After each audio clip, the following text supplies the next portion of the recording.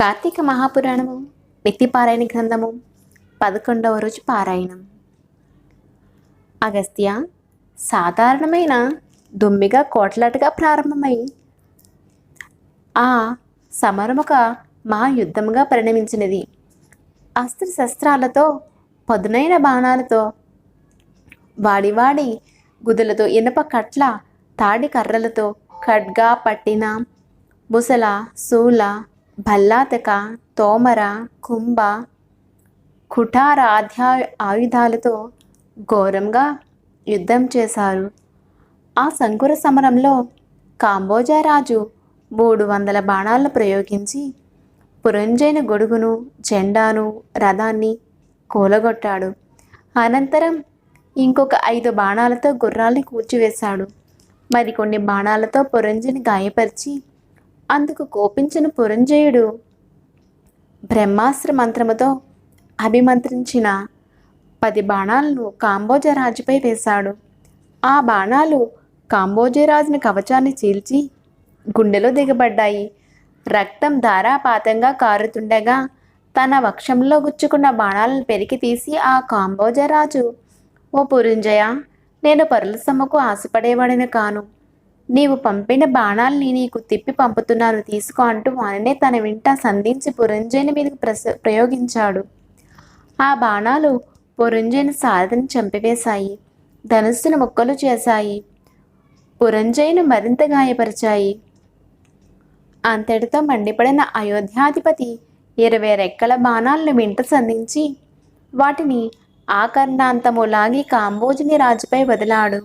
ఆ 20 బాణాలు ఏకకాలంలో అతగాడి గుండెల్లో నుండి వీపు గుండా దూసుకుపోవడంతో కాంబోజరాజు మూర్ఛిల్లాడు.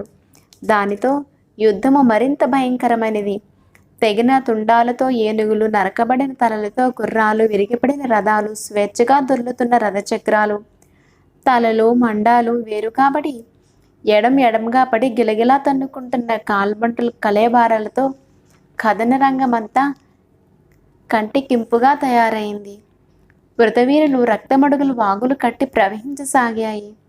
అటువంటి ఆ భీషణ బీభత్స సంగ్రామంలో అధర్మే పురంజని బలం క్రమక్రమంగా క్షీణించుకుపోయింది.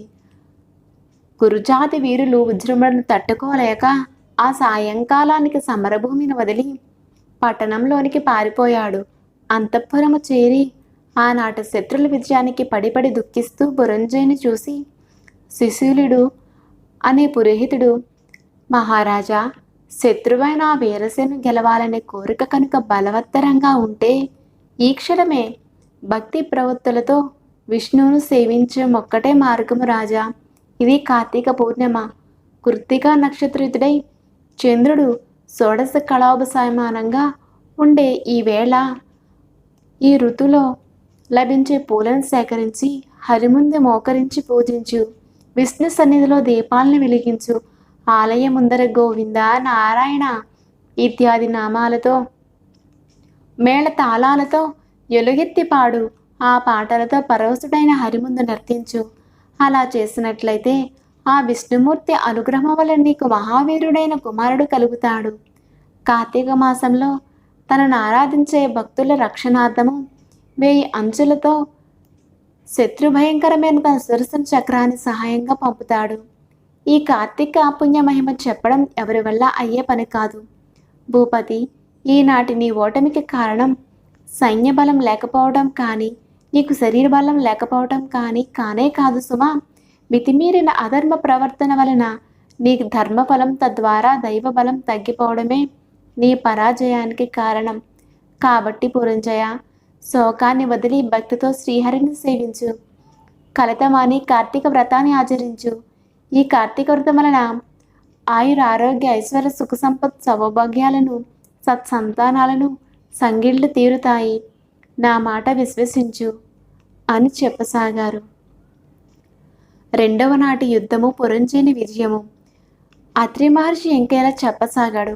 అగస్య, ఈ విధంగా సుశీలుడు చేసిన బోధతో పురంజయుడు తక్షణమే విష్ణాలయానికి వెళ్ళి వివిధ ఫల, పుష్ప, పల్లవ దళాదిగా విష్ణువును షోడశోపచారాలతోనూ పూజించి ప్రదక్షిణ నమస్కారాలు అర్పించి మేళ తాళాలతో ఆయనను కీర్తించి పారవస్యంతో నర్తించాడు. అంతేకాదు బంగారంతో విష్ణు ప్రతిమను చేయించి దానికి కూడా పూజలు చేశాడు. దీపమాలికలు వెలిగించి అర్పించాడు. ఆ రాత్రంతా అలా విష్ణు సేవలో విలీనుడైన పురంజయుడు మరుసటి రోజు ఉదయమే శేష సైన్యం సమేతుడై పునః యుద్ధరంగాన్ని చేరాడు. నగర సరిహద్దులను దాటుతూనే శత్రువులను సమరానికి ఆహ్వానిస్తూ భీషణమైన ధనుష్టంకారాన్ని చేశాడు. ఆ ఠంకారం చెవినబడిన కాంబోజా గురుజాతి బలాలు పురంజయుడిని ఎదుర్కొన్నాయి. వజ్రాల్లాంటి కత్తులతోనూ పిడుగుల వంటి బాణాలతోనూ అమిత వేగవంతమైన ఆకాశానికి సైతం ఎగరగలిగిన అయినటువంటి గుర్రాలతోనూ ఐరావతాల వంటి ఏనుగులతోనూ అన్యోన్య జయకాంక్ష తత్పరులైన ప్రాణాలకు తెగించి పోరాడే కాల్ బలాలతోనూ క్రమక్రమంగా యుద్ధం దుర్నిరీక్షమానంగా పరిణమించసాగింది. గత రాత్రి పురంజయుడు చేసిన పూజలకు సంతుష్టుడైన గరుడుమనుడు అతనికి దైవ బలాన్ని తోడు చేయడం వలన ఆనాటి యుద్ధంలో శత్రురాజుల శక్తులన్నీ ఉడిగిపోయాయి. కాంబోజా రాజు గుర్రాలు, కారుజాదులు, ఏనుగులు, వివిధ రాజుల రథబలాలు, వైరీకూటం యొక్క పదాతి బలాలు దైవకృపా ప్రాప్తుడైన పురంజయుని ముందు చిత్తుగా ఓడిపోయాయి. పురంజయుని పరాక్రమానికి గుండెలు అవిసిపోయిన పగవారందరూ ప్రాణభీతితో రణరంగాన్ని వదిలి తమ తమ రాజ్యాలకు పరుగులు తీశారు. అంతటితో విష్ణానుగ్రహం వలన విజయాన్ని పొందినవాడైన పురంజయుడు అయోధ్య ప్రవేశం చేశాడు. విష్ణువు అనుకూలుడైతే శత్రువు మిత్రుడవుతాడు. విష్ణు ప్రతికూలుడైతే మిత్రుడే శత్రువు అవుతాడు. దేనికైనా దైవబలమే ప్రధానం. ఆ దైవబలానికి ధర్మాచరణమే అత్యంత ముఖ్యం. అటువంటి ధర్మాచరణలో ప్రప్రథమమైనది కార్తీక వ్రత ధనుర్మాసానుష్ఠానంతో ఎవరైతే శ్రీహరిని సేవిస్తారో వారి సమస్త దుఃఖాలు కూడా చిటికెల మీదనే చిమిడిపోతాయి. అగస్త్య, విష్ణు భక్తి సిద్ధించడమే కష్టతరం. అందున కార్తీక శక్తి కలగడం ఇంకా కష్టతరం. కలియుగంలో ఎవరైతే కార్తీక వ్రతము శ్రీహరి సేవ వదలకుండా చేస్తారో వాళ్ళు శూద్రులైనా సరే వైష్ణవోత్తములుగా పరిగణింపబడతారు. వేదవిధులైన బ్రాహ్మణులైనప్పటికీ కూడా ఈ శ్రీహరిని సేవ కార్తీక వ్రతాచరణలు లేని వాళ్ళు కర్మచండాలులేనని గుర్తించు. ఇక వేదవేత్తలు హరిభక్తుడై కార్తీక వ్రతనిష్ఠుడైన వానియందు సాక్షాత్తు ఆ విష్ణువు నివసిస్తాడని చెప్పబడుతోంది. ఏ జాతి వాళ్ళైనా సరే ఈ సంసార సాగరాన్ని నుంచి బయటపడి ఉత్తమ గతుల్ని పొందాలనే కోరికతో విష్ణువుని అర్చించినట్లయితే తక్షణమే వాళ్ళు తరించుకుపోయినట్లు భావించు. అగస్త్య, స్వతంత్రుడు గాని పరతంత్రుడు గాని హరిపూజ సక్తుడై ఉంటేనే ముక్తి. భక్తులుగా శ్రీహరి విష్ణువుకు అన్యోన్య అనురాగాలు బద్దులై ఉంటారు. భక్తులకు ఏ పరాలు రెండింటినీ అనుగ్రహించి రక్షించగలిగిన ఏకైక దైవం ఆ వాసుదేవుడే. విశ్వమంతటా నిండి ఉన్న ఆ విష్ణువునందు భక్తి ప్రవృత్తులున్న వారికి మాత్రమే కార్తీక వ్రతావకాశం చేజిక్కుతుంది. కాబట్టి వేద సమ్మతము, సకల శాస్త్రాసారము, గోప్యము, సర్వ వ్రతోపమోత్తమము అయిన ఈ కార్తీక వ్రతాన్ని ఆచరించిన కనీసం కార్తీక మహత్యాన్ని మనస్ఫూర్తిగా విన్నా కూడా వాళ్ళు విగత పాపులై అంత్యంలో వైకుంఠం చేరుకుంటారు.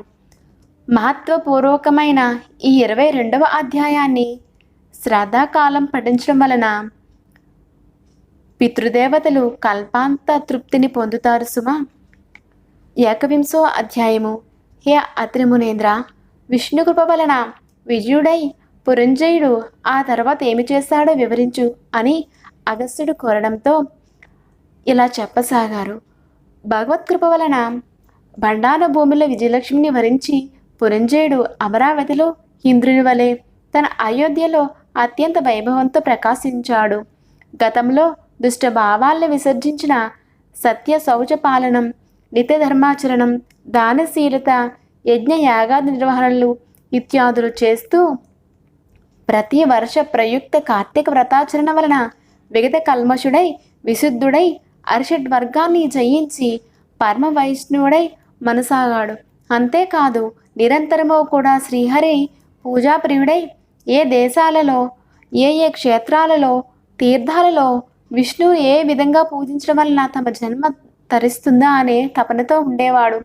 అంతగా హరిసేవ సంవిధాన సంతృప్తుడైన కారణంగా ఒకనాడు ఆకాశవాణి, పురంజయ, కావేరీ తీరంలో శ్రీరంగ క్షేత్రం ఉంది. శ్రీరంగనాథుడనే పేరు అక్కడ వెలిసి ఉన్న విష్ణువును కార్తీక మాసంలో అర్చించి జనన మరణాల నుంచి కడతేరమని ప్రబోధించడంతో రాజ్యపాలనను మంత్రులకు అప్పగించి తగినంత చతురంగా బలయుక్తుడై అనేక తీర్థ క్షేత్రాలను దర్శిస్తూ అక్కడక్కడ యోగ్య విధిగా శ్రీహరినే అర్చిస్తూ కావేరి మధ్యాంగతమైన భూలోక వైకుంఠమైన శ్రీరంగాన్ని చేరి కార్తీక మాసమంతా కావేరి నదిలో స్నానాదులు, శ్రీరంగంలో రంగనాథుని సేవలు చేస్తూ ప్రతిక్షణము కూడా కృష్ణ, గోవింద, వాసుదేవ, శ్రీరంగనాథ అని హరినామస్మరణే జపదానాది విద్యుక్త ధర్మాలన్నిటినీ నిర్వర్తించి కార్తీక మాస వ్రతం పూర్తి చేసుకుని పునః అయోధ్యను చేరుకున్నాడు.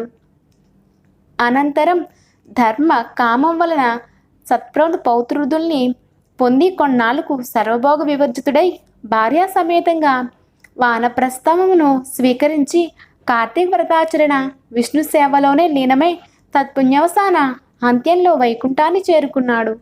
ఏవం శ్రీ స్కంద పురాణాంతర్గత కార్తీక మహాత్మ్యము 11వ రోజు ఏకాదశి నాటి పారాయణము సమాప్తం. ఓం నమ శివాయ. ఓం నమో నారాయణాయ.